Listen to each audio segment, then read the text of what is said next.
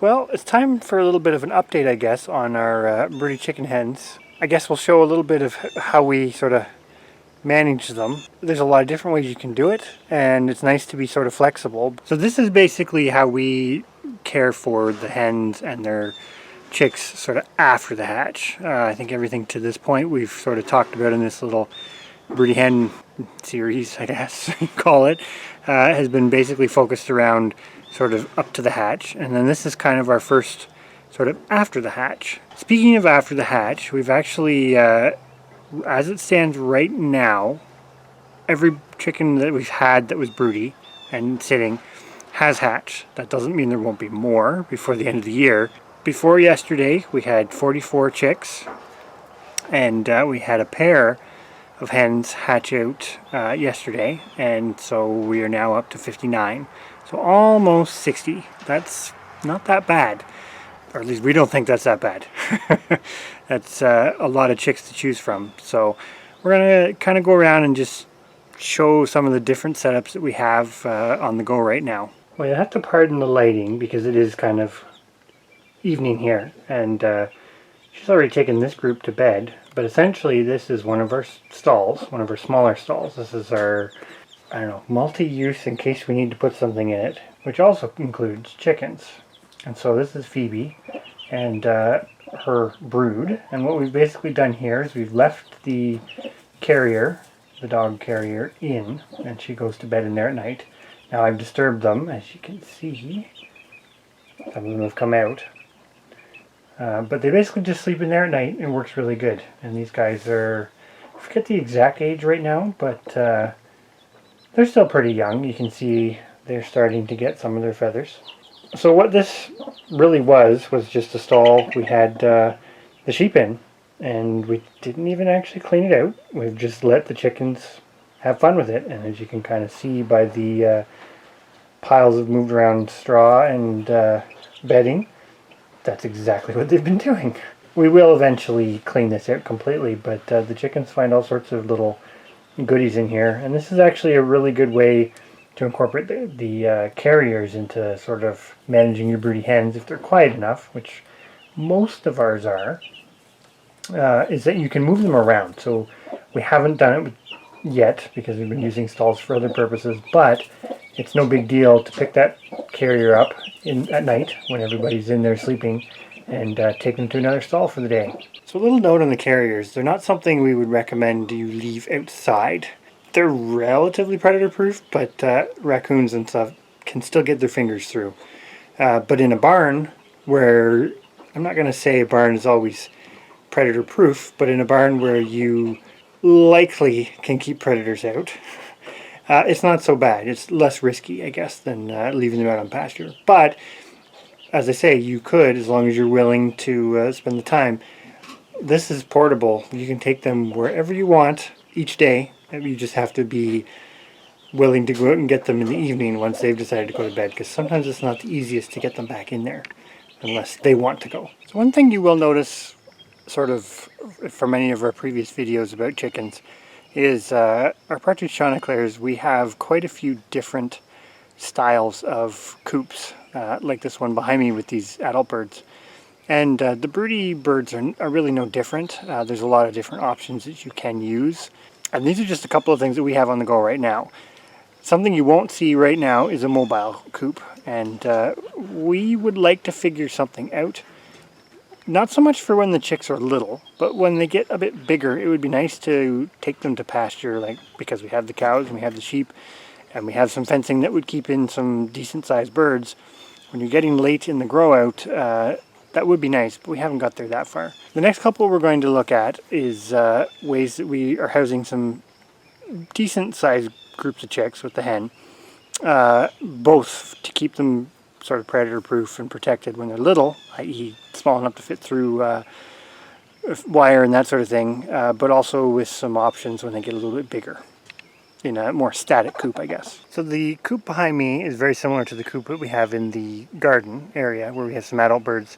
And I can't actually remember off the top of my head. I think we've already done one video where we did some work on this, and I know we have another bunch of stuff filmed, but we never actually completed this project. but it is finished enough that we can use it for the chicks. So again, this is late in the day, so the lighting is less than ideal, but this particular hen has been an excellent mom, and again, she's got fairly decent sized chicks. Actually, they don't all fit under her anymore, but she tries, as you can see with a few of them poking out there. But basically, and we moved her out here recently, she has a fairly decent sized space in here.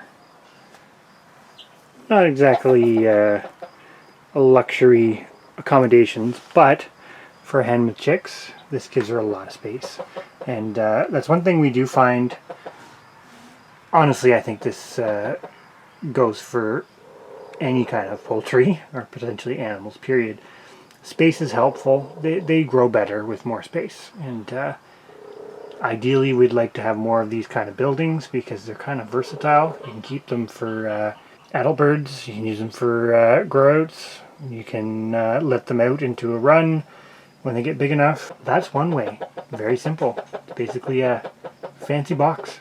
Now I will say this fancy box has really good ventilation, and that's an important factor when you're keeping chickens in general, but when you have chicks and that, you want some decent ventilation. Ease of cleaning is also important. Now I'm not going to really get into that at the moment, but you want something that's fairly easy to clean, because chicks are messy, as I'm sure anybody who has raised meat birds or layers out from as chicks knows. And broody hens have a tendency to add to that mess, because they have a tendency to throw the food all over the place to encourage the chicks to eat. So here's another coop. This was it's actually designed originally for ducks. We brought it here with us and did a whole setup on this goose pen.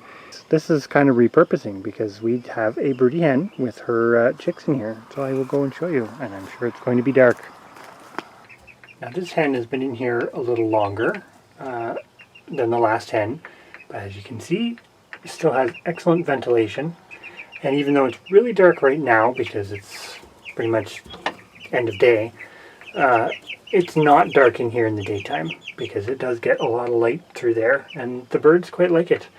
They do quite well in here. And again, eventually they will get access to the run, but they're still a little small. They're still raven bite size. So these last couple of hens on this tour, we're not going to go around to all of them, but we wanted to show some of the variety.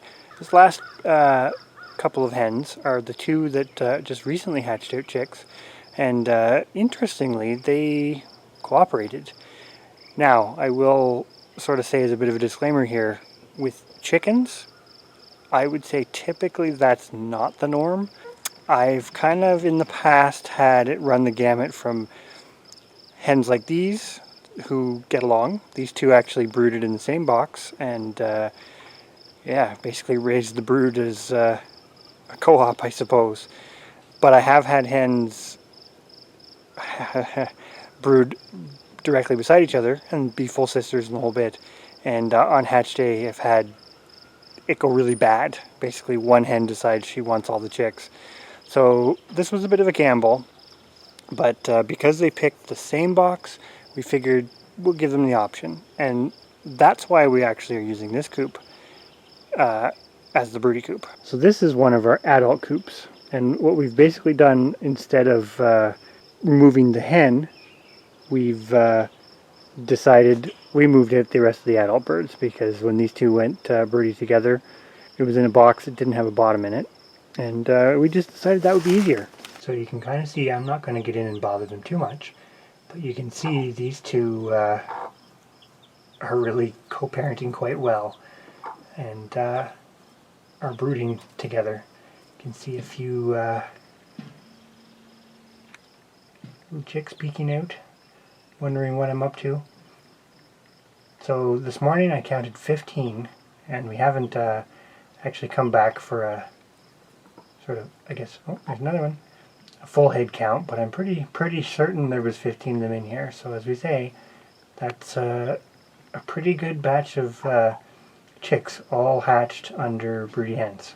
So as you can see, working with broody hens, it maybe is not going to be as prolific in producing chicks as, say, like a big cabinet type incubator where you can put hundreds of of eggs in multiple times. But if you're not going to get that state of the art, you can hatch a lot of chickens, and other fowl are the same. I won't get into that right now, but you can hatch a lot of chickens without using an incubator. It is possible. It's kind of one of those semi-forgotten things, I guess, and there are some little tricks and tips, as we've sort of shared through most of this first part of the process with you, that again just seem to be forgotten. They're not in the literature, etc. But once you get to the point that the hens have hatched, the one, I guess, big thing is it doesn't have to be complicated. You just have to have somewhere predator proof, essentially.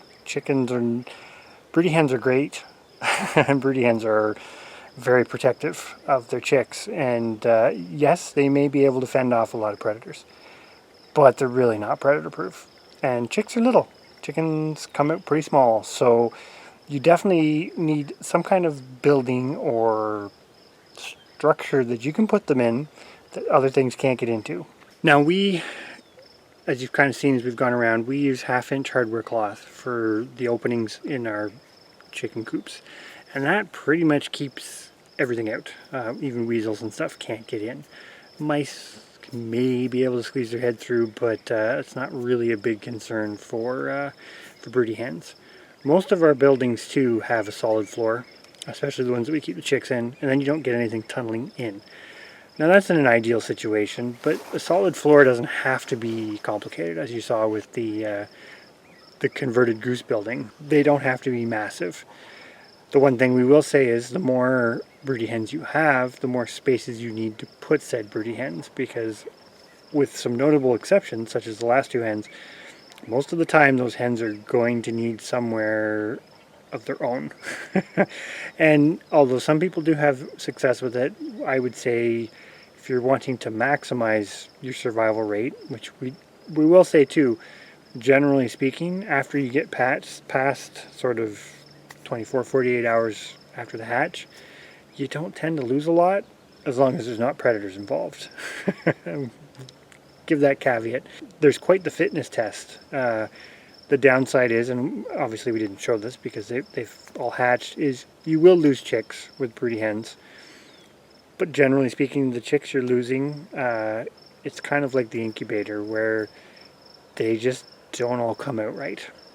I'm going to say it that way. The difference is oftentimes the hen either doesn't keep sitting, i.e. if they take too long, there's usually something wrong, and they'll kind of abandon them, or yeah, sometimes they know better than we do. We'll just kind of leave it at that generally.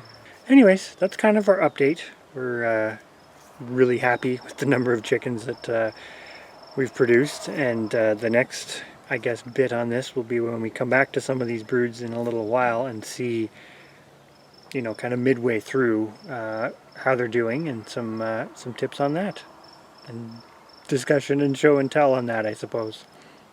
So I think, kind of as a closing, I would definitely be a big advocate of trying to use broody hens to hatch out your chicks. In my opinion, it's a very sustainable way to do it. It doesn't require electricity.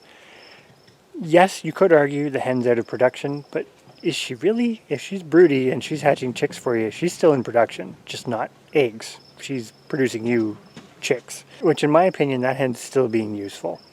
So we hope that, you know, what we've shown so far, people may be interested in trying it themselves.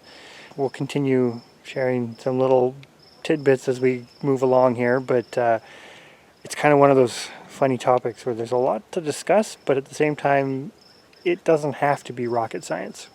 So hopefully you give broody hens a chance to go to work for you.